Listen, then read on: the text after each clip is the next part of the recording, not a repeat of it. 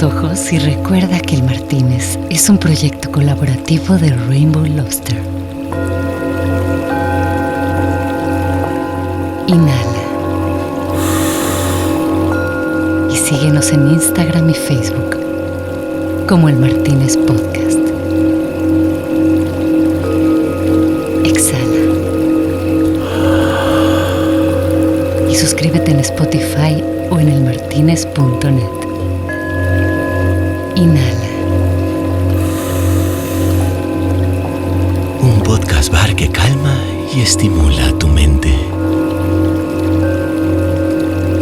Exhala.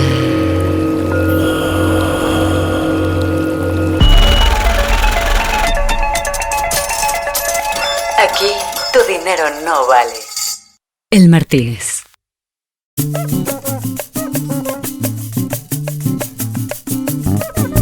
Bueno, este episodio lo grabé desde este cuarto de hotel acá en South by Southwest en Austin, donde vine a darme un bañito de ideas, de tendencias, de digitalización, metaverso, música y sabrosura tropical. Mientras eso ocurría, tuve el honorazo de encontrarme un ratito e irnos de Austin y desde Buenos Aires al Martínez. Pero bueno, chéquense de quién estamos hablando.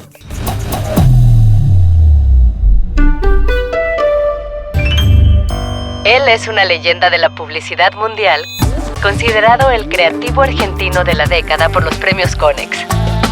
Y el único creativo argentino elegido dentro de los mejores 50 del mundo por Idea Management. Fundador de Ponce, Buenos Aires, ha formado generaciones enteras de grandes creativos. Ha sido el responsable de convertir a Axe en una de las marcas más creativas de la historia de la publicidad y de exportar creatividad argentina para el mundo.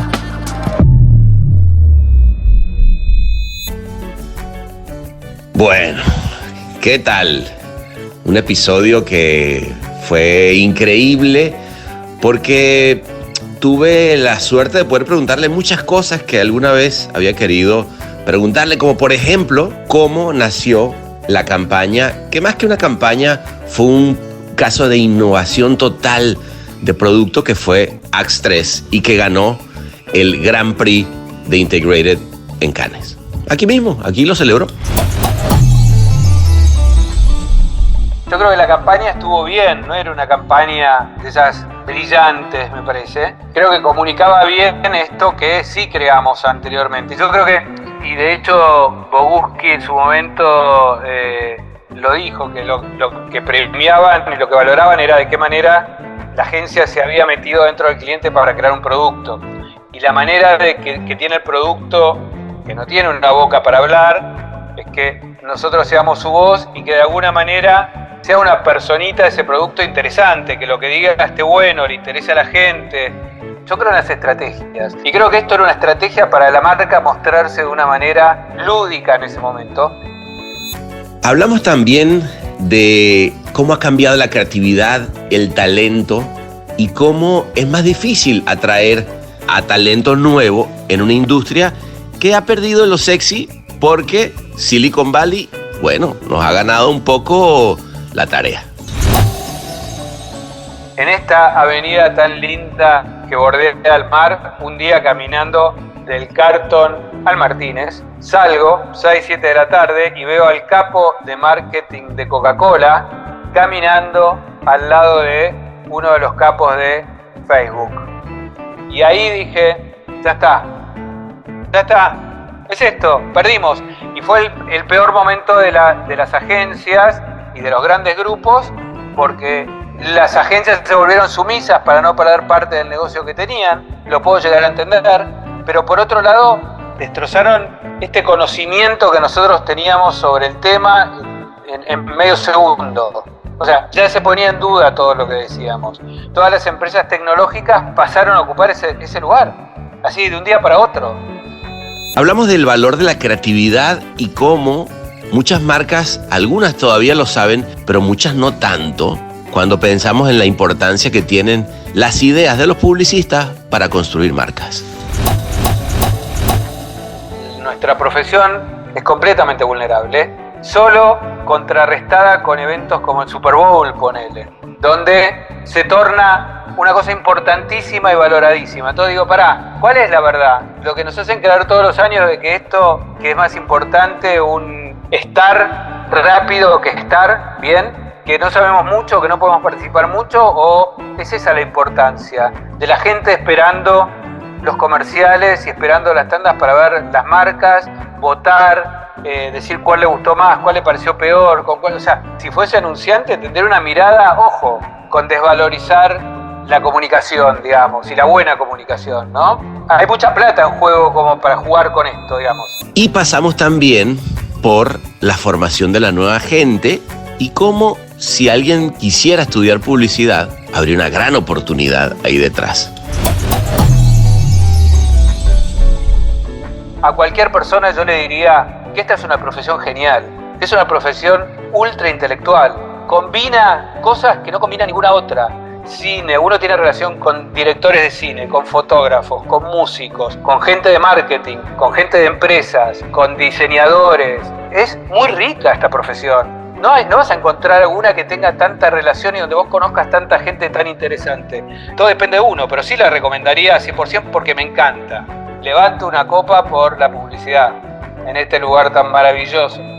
Listo, pues que comience esta noche antológica del Martínez con un invitado que, bueno, me da, como les digo, no solamente un honor, sino un placerzote recibirlos. Así que vámonos, chicos, a parar y vámonos a abrir esta botella de champaña para recibirlo, porque él es Hernán Ponce.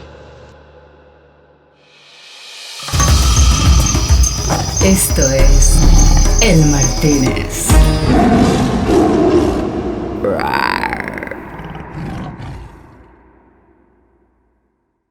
Oye, pues qué placerzote, vale, encontrarnos. Lo mismo, ¿cómo estás? ¿Bien? Bien. ¿Tú cómo andas? ¿Cómo va todo por allá? La agencia, la familia, ¿todo bien? Bien, diría que bien.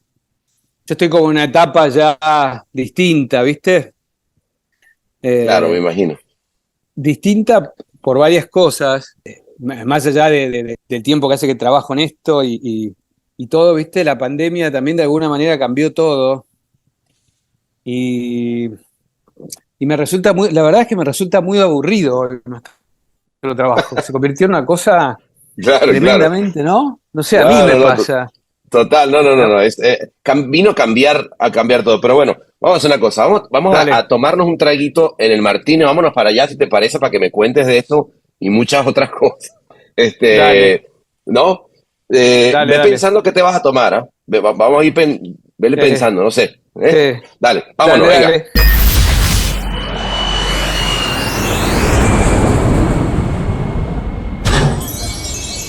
Bienvenidos a El Martínez. ¿Qué le servimos para empezar?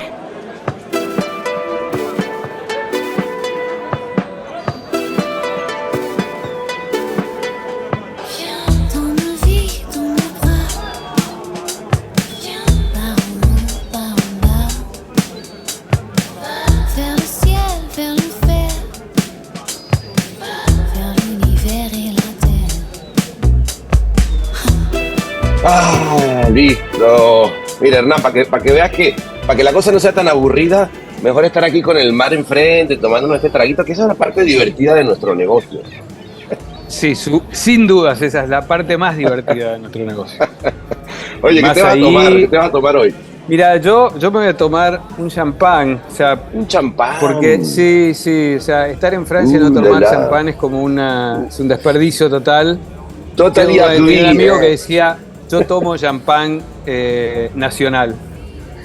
Como el champán nacional de Argentina no es tan bueno. Claro.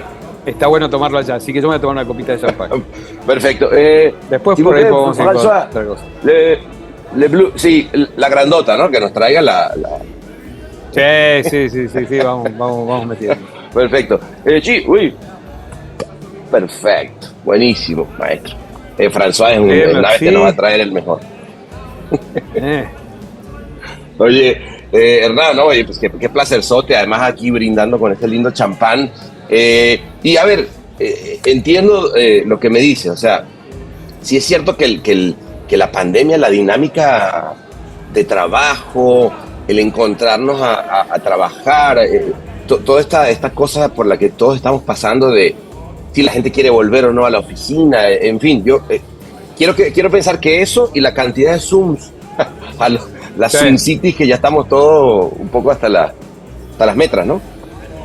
Sí, sí, a ver, hace poco me preguntaron también, y yo creo que hay, o sea, no, tampoco solamente de nuestra profesión, yo creo que en general todas las profesiones tienen una beta y un costado creativo, por llamarlo de Claro. alguna manera, desde la abogacía hasta la ingeniería, la arquitectura, la economía. Y yo creo que la creatividad funciona de alguna manera, o el intercambio de ideas, a partir de un intercambio entretenido, o sea, donde uno disfruta entre comillas. Sufrir también para mí es disfrutar, en este caso. Entonces, no es que vivimos tomando champán como en este momento todo el tiempo. Claro. Ojalá, ¿no? Pero no es el caso. También hay Claro. no, pasarla complicado a veces, ¿no? Pero ese sufrimiento también es parte de nuestra diversión, creo. Y de la diversión de cualquier persona en cualquier profesión. O sea, vuelvo a aclararlo esto, porque si no parece que somos las cenicientas del tema y no sé si es todo el mundo. Yo creo Claro. creo que la falta de roce social y de compartir un montón de cosas que van más allá del trabajo en sí, que son casi tan importantes como el trabajo mismo, porque lo que hacen es ayudan a generarlo mejor. Eso hoy no se tiene. O sea, las No se agencias tiene. están vacías, se juntan una vez cada tanto. O sea, obviamente que el trabajo se hace igual, pero me parece que no estamos evitando todos calificar ese se hace igual, ¿no? O se hace igual, ok. ¿Mejor o peor? Contestemos esa pregunta, no la evadamos, ¿viste? Y Claro. ahí es donde yo tengo mis dudas, y te diría, si uno ve lo que está pasando en Londres y en Estados Unidos, que con las buenas agencias, creo que no me equivoco al decir que estamos pensando bien, porque ellos están diciéndole a la gente: vuelvan acá, vengan acá a trabajar, vamos a trabajar 4 veces por semana. O sea, vengan, ¿no? Entonces, Total. todas las empresas importantes están empezando a hacer eso. O sea, Sí. obviamente que no va a ser lo mismo ya nunca más, pero no tiene que ser como es ahora. O sea, creo que... De acuerdo. Y ahí es interesante, a ver, ¿tú cómo la ves, Hernán? Porque fíjate, yo tengo mi punto de vista, y es que coincido contigo que no creo que vaya a volver nunca más a ser exactamente como era antes, pero que necesitamos. Yo, por ejemplo, ahorita con eso que dices, me recuerdo una agencia amiga que el otro día fui allá en Los Ángeles, y los tipos no saben qué hacer. Son 3 días, vénganse 3 días, le armamos un buffet, vamos a hacer entonces ahora la convivencia de... como que... porque además lo otro que está pasando es que si no lo planteas desde ahí, probablemente incluso puedes... la persona se te va, ¿no? Y es un tema. Todas, acá hay un montón de cambios, pasa en todas las profesiones y en todo el mundo, ¿eh? O sea, yo creo que también ya era una generación que venía así antes, y que la pandemia la terminó de explotar de alguna manera, y entonces no aceptan un montón de cosas. Tampoco soy yo nadie como para juzgar a una generación, obviamente. Lo que digo es, a mí personalmente me aburre. Me parece que se transformó en algo aburrido. Antes trabajar era una cosa divertida, ahora es mucho más aburrida. Y yo creo que eso, como explicaba antes y te decía antes que había hablado hace poco, creo que eso se refleja en nuestra profesión, en el trabajo final, sin dudas. Por eso creo la desesperación de las Goodby, de las inglesas, de las agencias inglesas buenas, de decir: vuelvan por favor a trabajar. O sea, necesitamos un clima. O sea, es como si la selección de fútbol, en este caso la de Argentina, en Qatar, cada uno vivía en su casa y el día del partido se juntaban y iban ahí a jugar, y después cada uno volvía, cada uno entrenaba. O sea, no, me parece que hay cosas como la mística. Yo creo que hoy eso obviamente no está pasando. Cada uno trabaja en su casa, responde, sí, hablan por teléfono, hacemos un Zoom, lo que sea, pero esa mística de lugares, de momentos, de compartir situaciones, buenas y malas, y todo eso hoy no está pasando, ni en las agencias, ni en las empresas. Ojo, entonces claro, me parece que todo lo que está saliendo es un poco más, no sé si es tan bueno para los productos, si estamos pensando bien o estamos pensando más o menos. Y por otro lado, a mí personalmente me aburre muchísimo porque viví la otra. Claro. Es que eso es lo que pasa. Después de haberla pasado también, porque además, yo digo, por los equipos que tú has hecho y durante toda tu carrera, toda la gente talentosa que has tenido, no me quiero ni imaginar los momentos de diversión que habrán sido eso, ¿no? Que por cierto, ya nos trajeron la champaña, ¿vale? Salud a todos esos momentos sí. de encontrarnos. Salud. Pero digo, sí, obviamente ahí hay una... ¿Cómo sientes esa? Yo, digamos, obviamente soy gran fan del trabajo que has hecho con todos tus equipos, pero si hubiera una época que tú dices, esta en particular, me regresaría bien un ratito como para poder estar en ese preloteo, ese brainstorm de nuevo. Un bar inclausurable. El Martínez.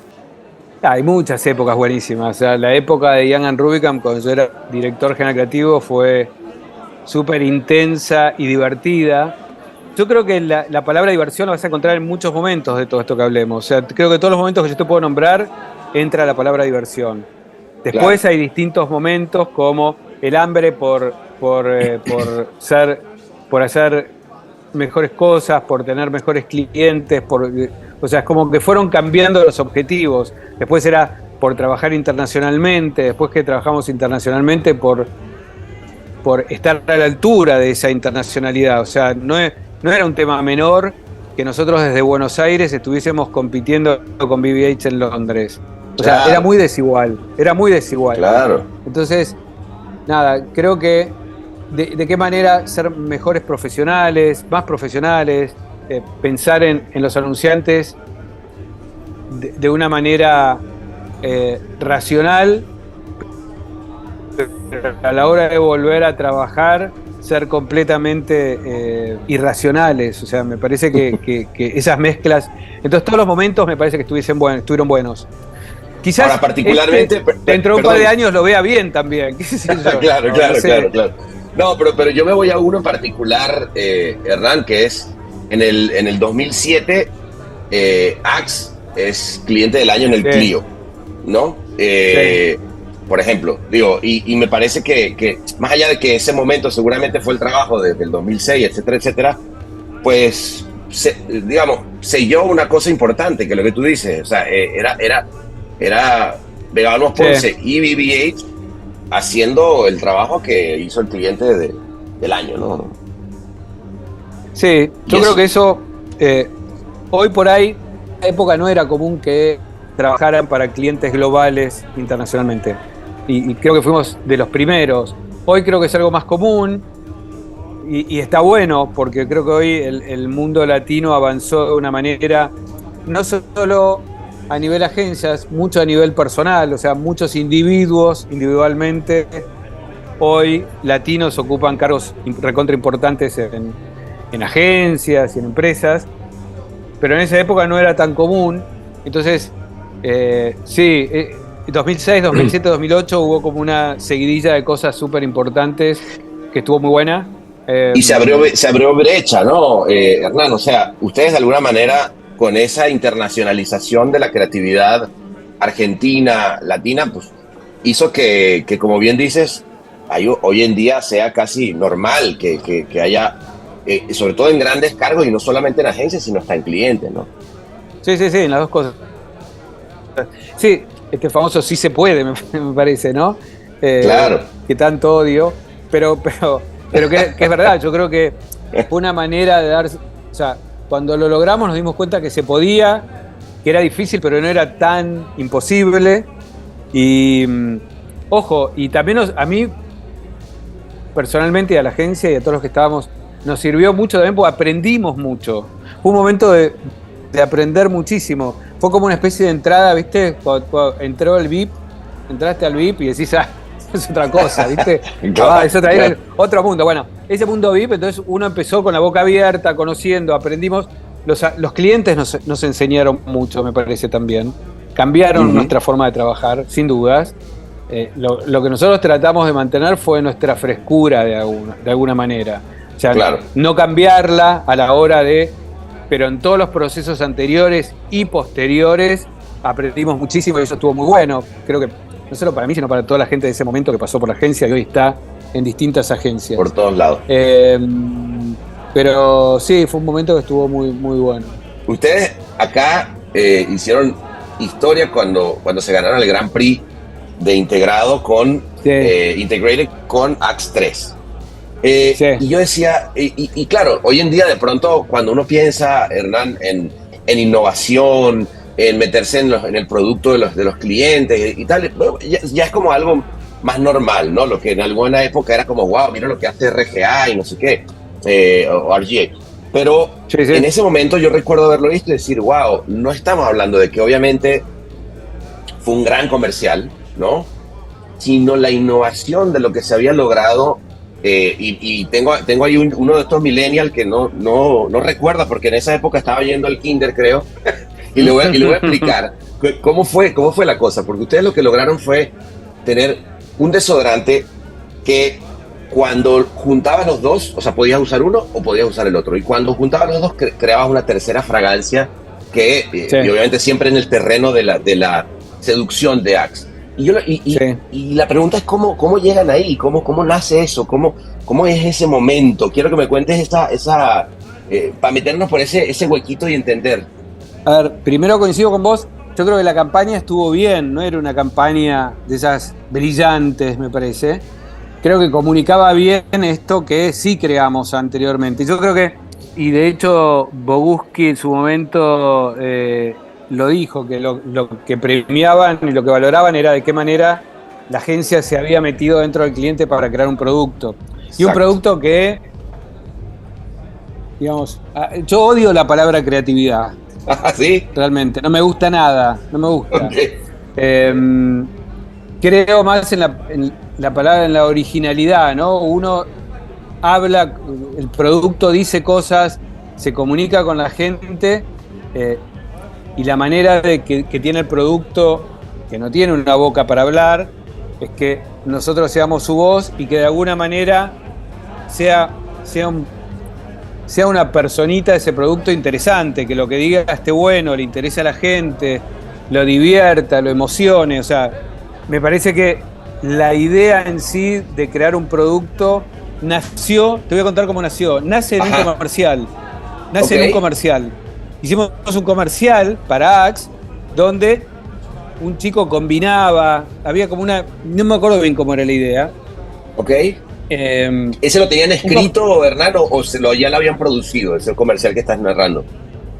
No, era una presentación, era para un brief que teníamos, había una presentación, y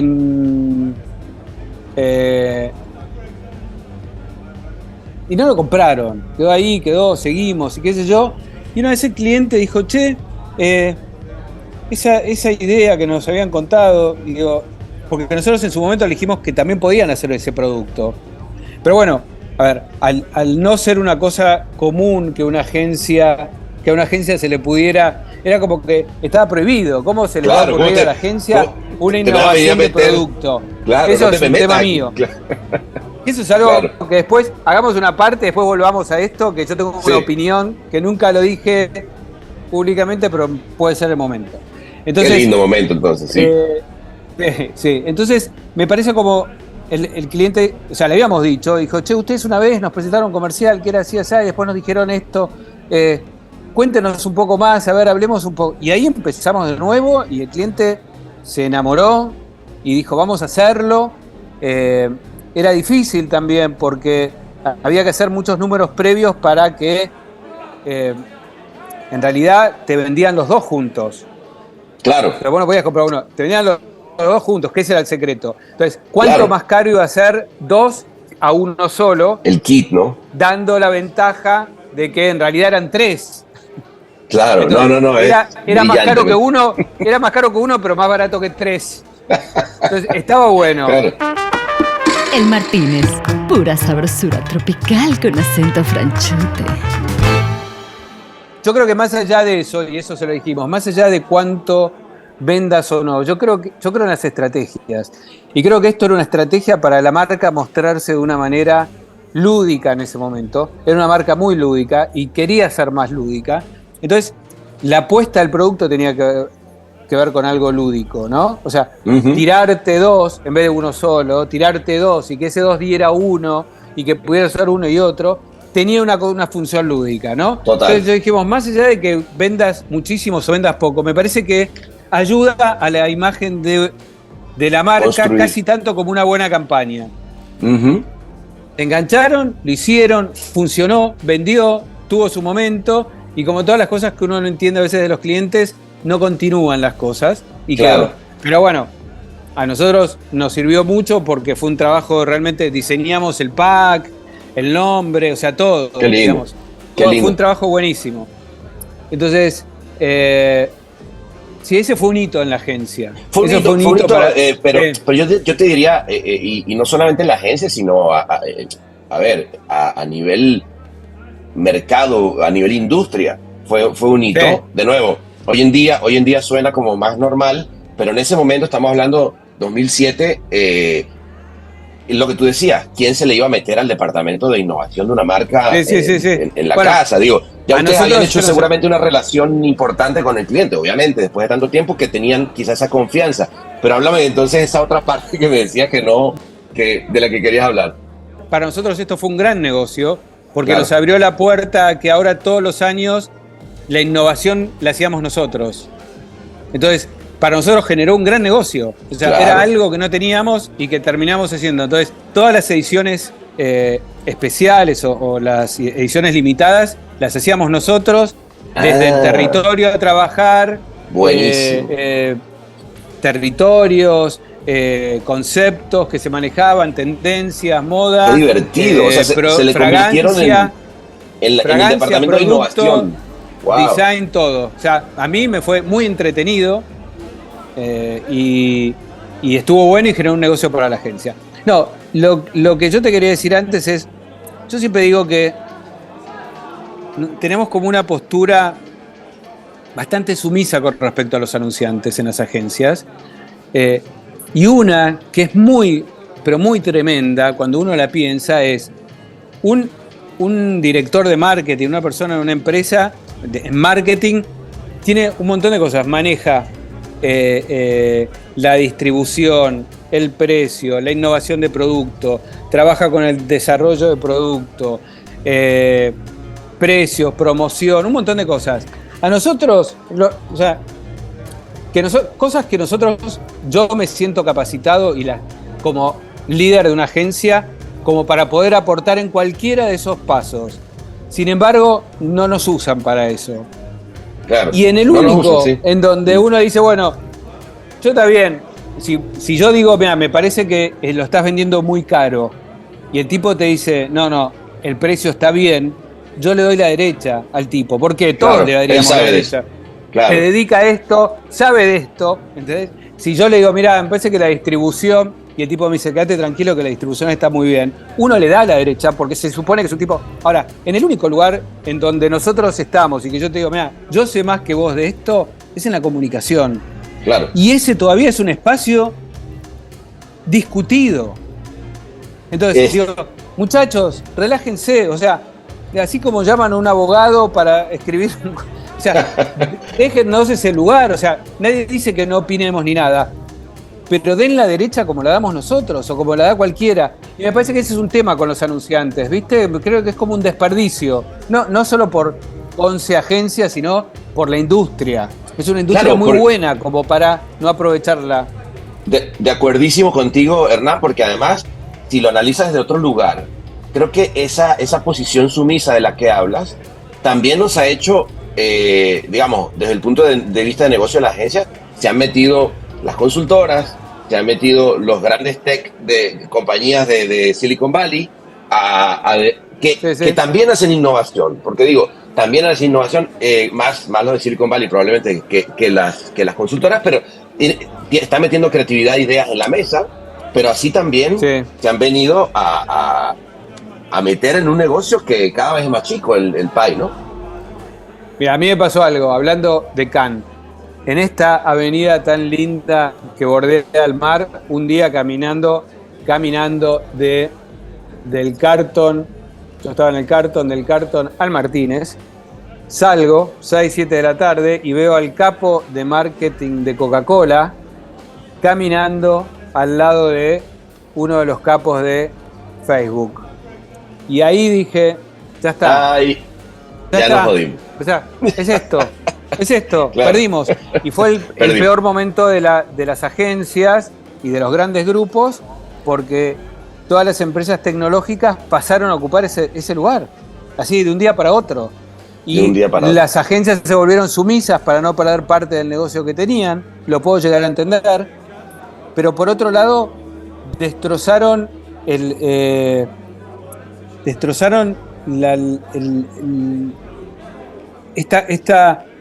este conocimiento que nosotros teníamos sobre el tema en medio segundo. O sea, ya se ponía en duda todo lo que decíamos.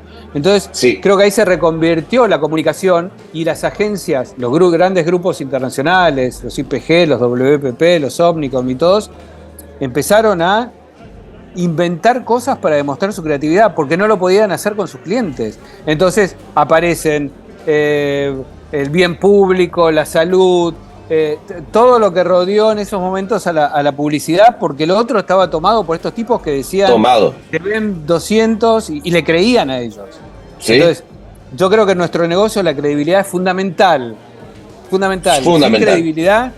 Sin credibilidad es malo para todos, no solo para las agencias, sino para los anunciantes, porque les vamos a terminar diciendo, bueno, querés esto, tomá esto, y eso no es lo que te hace bien ni lo que vos necesitas. ¿Está? De acuerdísimo. Me parece que es un tema, ¿viste? Es un tema. Pero es un súper tema, Hernán, porque también tiene que ver con el valor. Al final del día estamos hablando del valor de las ideas y de la creatividad.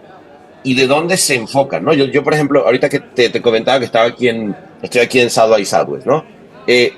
¿Y por qué vengo?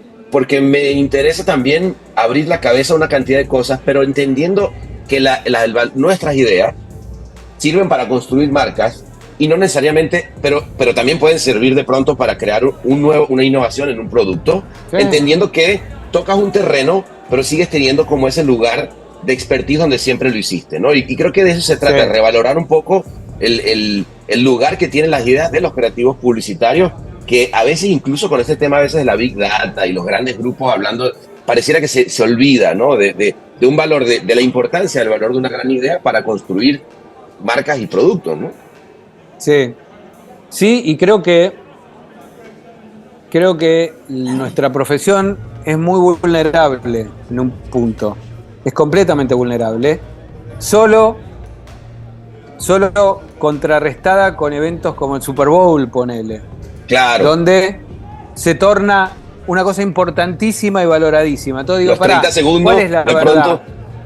¿Cuál es la verdad? Lo que nos hacen creer todos los años de que esto, que es más importante un estar rápido que estar bien, que no sabemos mucho, que no podemos participar mucho, o es esa la importancia de la gente esperando los comerciales y esperando las tandas para ver las marcas, votar, decir cuál le gustó más, cuál le pareció peor, o sea, entonces yo, si fuese anunciante, tendría una mirada, ojo, viste, con desvalorizar la comunicación, digamos, y la buena comunicación, ¿no? Claro, claro. No, me parece que hay mucha plata en juego como para jugar con esto, digamos. Esto es El Martínez.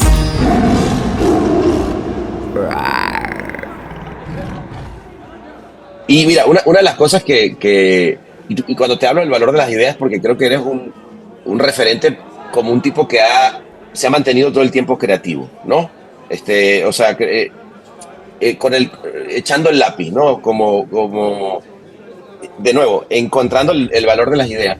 Y creo que hablas de una cosa que cuando la comunicación es importante, pero también cuando la escritura es importante, cuando las palabras, tú ahorita decías la importancia y eso me gustaría que lo platicaras un poquito porque me llamó la atención, que es ¿por qué odias la palabra creatividad? Creo que sé por dónde vas, pero me gustaría entenderlo. Pero luego que me cuentes un poquitito justamente en ese valor de creatividad, y no quiero que entremos en la polémica de Soda Stereo, de TV para Tres, sino porque lo dijo, no lo sé, porque, que sí. Pero eso fue divertido. Fue divertido, pero quiero que me cuentes esa letra, que yo además, yo no lo sabía cuando yo leí tu Twitter diciendo que habías escrito esa letra, dije, wow, qué lindo saber que alguien que, digamos, que yo lo tenía como referente en la publicidad, de repente acompañó parte de mi adolescencia, ¿sabes? Las veces que oíste para Tres. Pero bueno, cuéntame, François, sírveme otro champán porque esta parte va a estar súper importante. Sí, Pero cuéntame de eso, de la creatividad y llevada en este caso a la música. A ver, igual, ¿vos crees que hablemos de las canciones? Vamos a hablar un poco. No de esa en particular, cómo, digamos, que si bien tú dices que no sabes que luego se modificó y tal, pero ese momento literario sentado ahí escribiendo, ¿no? Pero ese momento igual fue, te diría, coincidente con mi comienzo más fuerte como redactor, senior. O sea, era, porque lo hice mientras estaba en la universidad, aunque eso fue en cuarto o quinto año de la universidad, que debe haber sido año 82, 83, una cosa así, donde obviamente Zeta y Gustavo estudiaron publicidad los 5 años en la misma universidad que estábamos nosotros, pero ellos iban a la mañana, yo iba a la noche, y se pasaron en cuarto año a la noche, ahí los conocí. A Zeta ya lo conocía porque iba a mi colegio, era más grande que yo, pero lo conocía tenía de referencia, pero no sabía que tocaba ni nada. Ahí nos conocimos. Gustavo trabajaba en una agencia como cadete, o sea, llevando cosas. No tenía ni idea de eso. Y bueno, y charlábamos del tema. Yo ya estaba como redactor, como digamos, una pequeña estrellita que venía ahí. Brillando. Que había hecho poco, pero que me pagaba mucho. Era una cosa media rara. Los 80 para mí fueron extrañísimos, pero bueno, para mi ego funcionó bastante bien. Y bueno, yo en esa época, obviamente era una etapa mía de formación.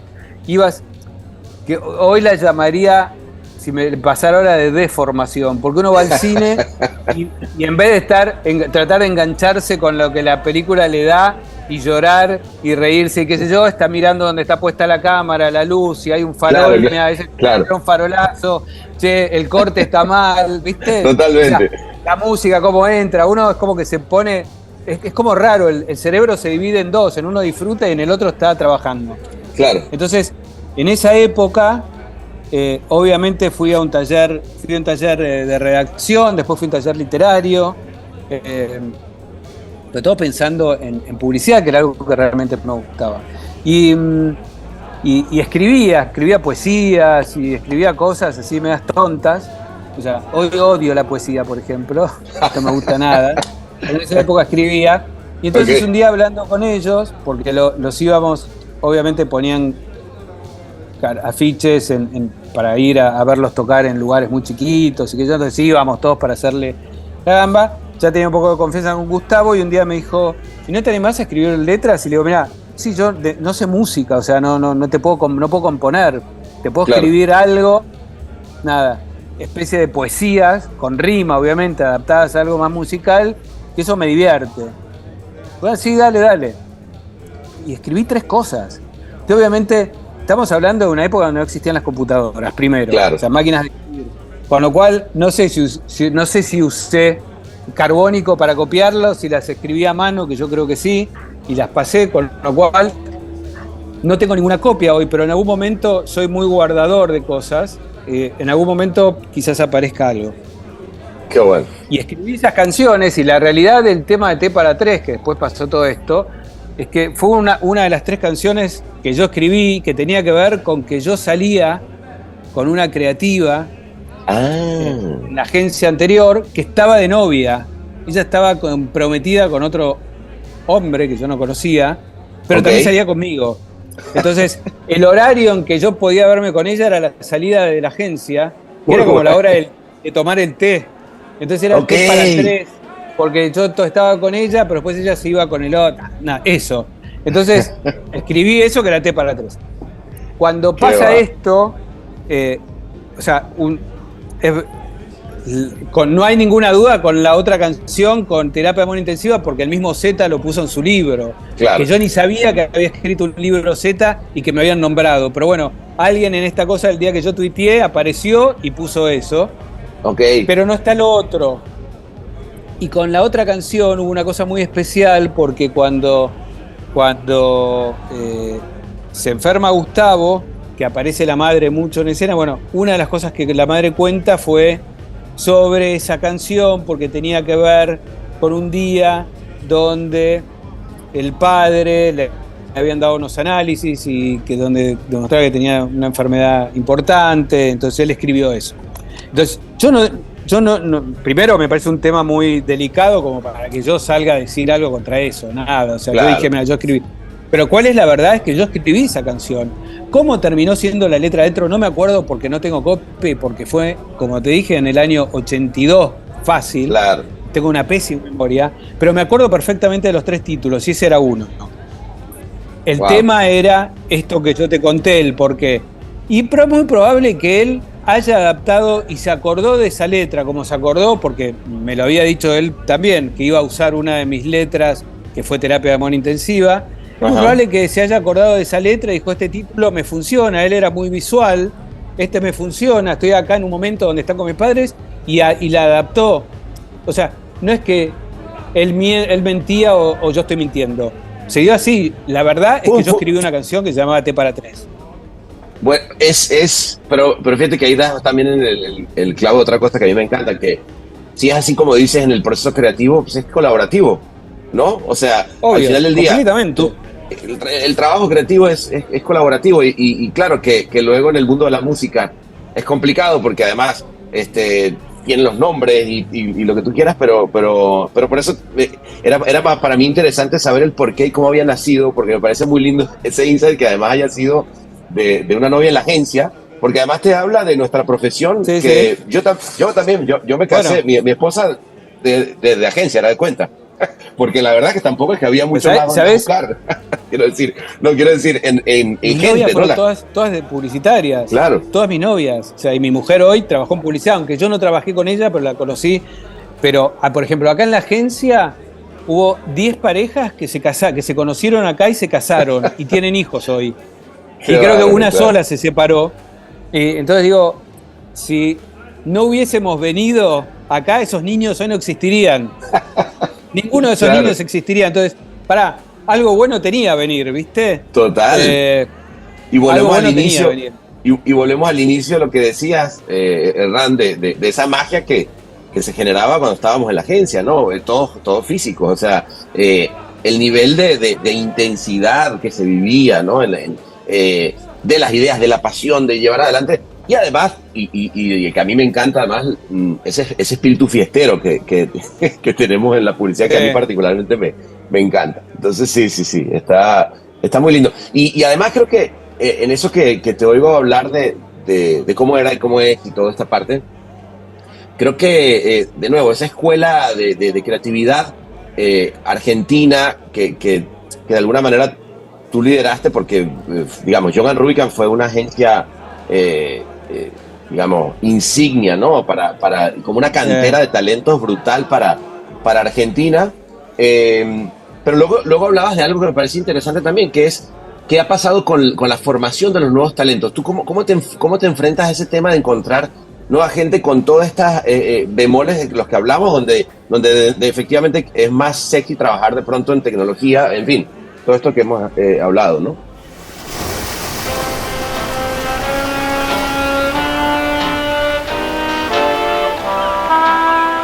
Martínez, un podcast de edición ilimitada.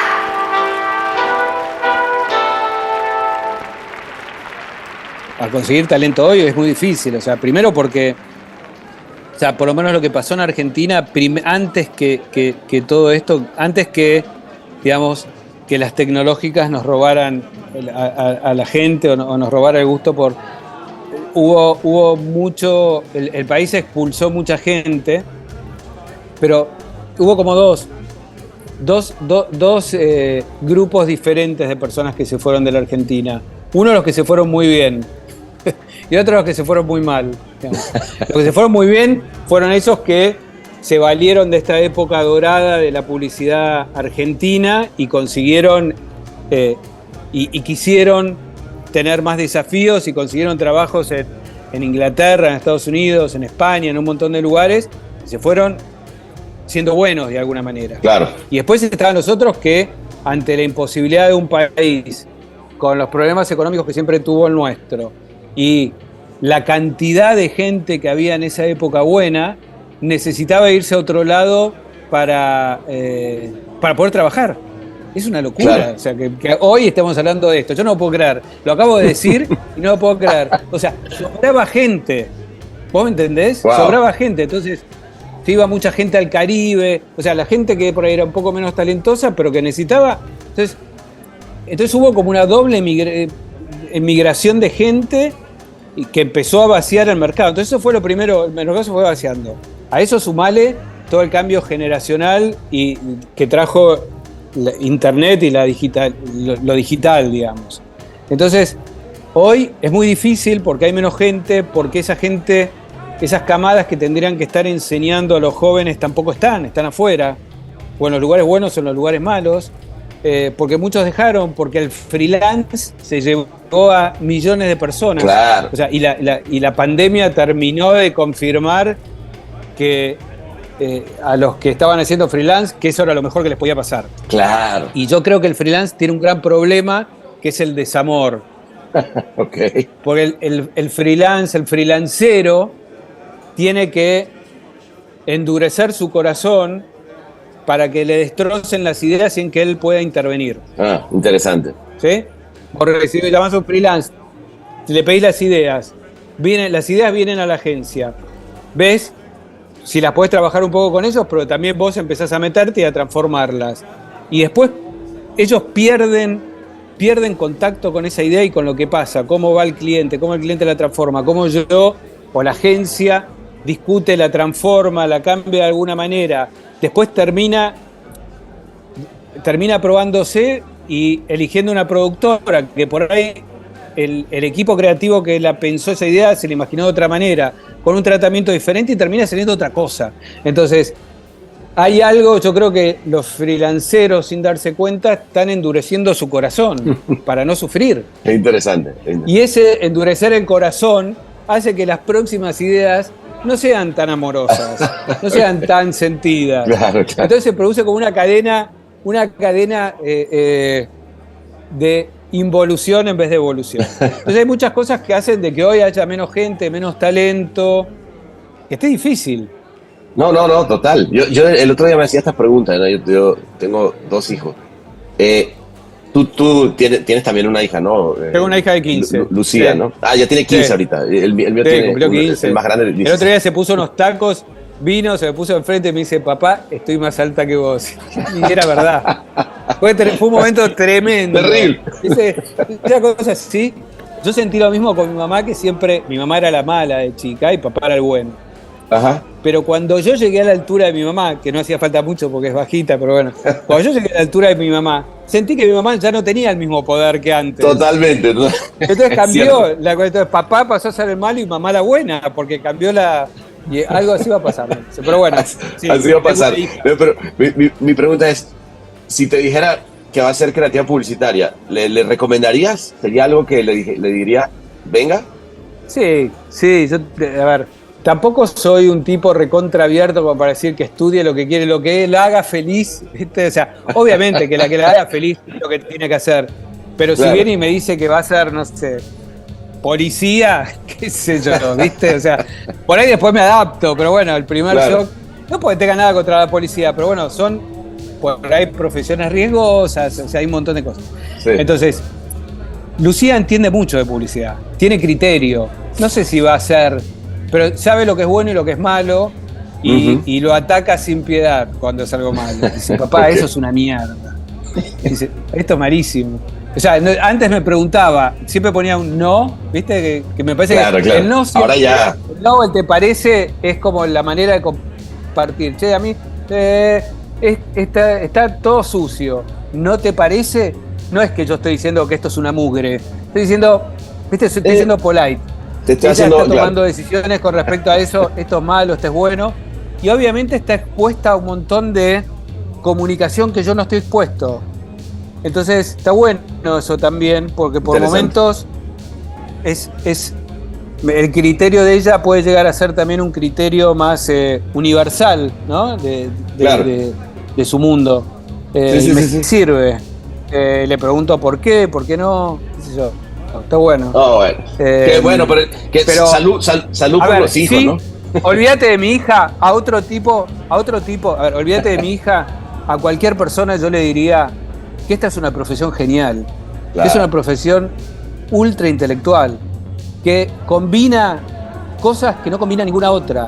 Cine, uno tiene relación con directores de cine, con fotógrafos, con músicos, con gente de marketing, con gente de empresas, con diseñadores, o sea, es muy rica esta profesión. No vas a encontrar alguna que tenga tanta relación y donde vos conozcas tanta gente tan interesante. Entonces, eso, que ya me parece buenísimo, sumado al hecho de que hay poca gente y que hoy es más fácil que nunca que te vaya bien. Verdad, es buen punto. Es un buen punto. Macho, dale, o sea, cométela porque... hacelo, ¿viste? Claro, no vayas al lugar donde está lleno de... No seas un programador más, ¿viste? Sé un publicitario mejor. Claro. Pero no, más allá de este chiste, que no es un chiste, pero que es verdad, o sea, es mucho más fácil llegar que en los 90, donde había una competencia increíble, donde acá en Argentina había 15 agencias que cualquiera podía ganarte un pitch y vos no podías decir nada. Si me ganó fulano, y está bien, son buenos. 15 agencias buenísimas había en un momento.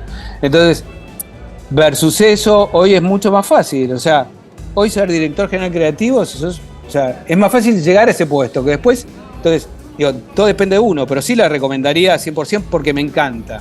Me sigue encantando. Con todo esto que desde el principio por ahí venimos atacando, levanto una copa por la publicidad. Levanto una copa por la publicidad. Tan maravilloso, tan icónico. Qué lindo, no, qué linda manera de terminar este gran momento, hermanito, de verdad que me encanta oírte y coincido que es este negocio de la creatividad publicitaria es lindo. Así que, bueno, nada, te invito, todavía nos queda una mitad de la botella, vamos a tomárnosla aquí detrás del... ya le dije que... seguro, que que nos abra ahí el VIP. Sí, vamos a charlar con otros también. Y por ahí... Bueno, te agradezco la invitación. No, gracias a ti.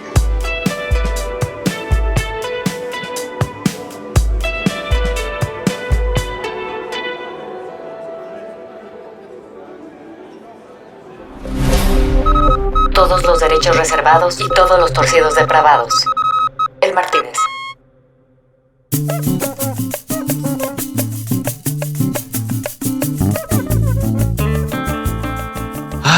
Y así terminó, vale, esa noche, como les decía.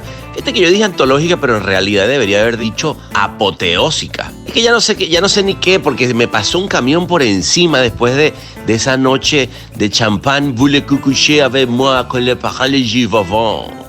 Fue realmente apoteósico lo que pasó después. Nos pusimos a recordar cada vez más tiempos acá en el Martínez y muchos otros premios celebrados, porque bueno, la verdad que él tenía un montón que celebrar.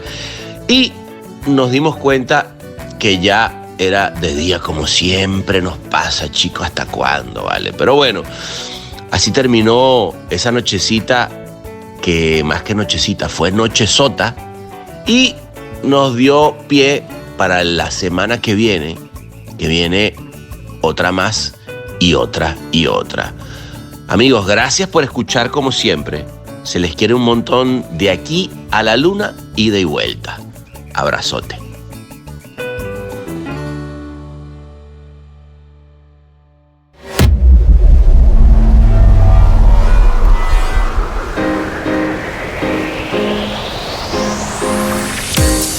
Este episodio fue mezclado y musicalizado por el gran Ahmed Cosío en Ciudad de México. Locución de la voz, Marley Figueroa desde LA.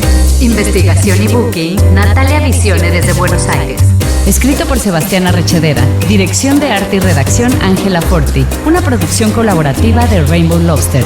El Martínez, un podcast bar improvisadamente meticuloso.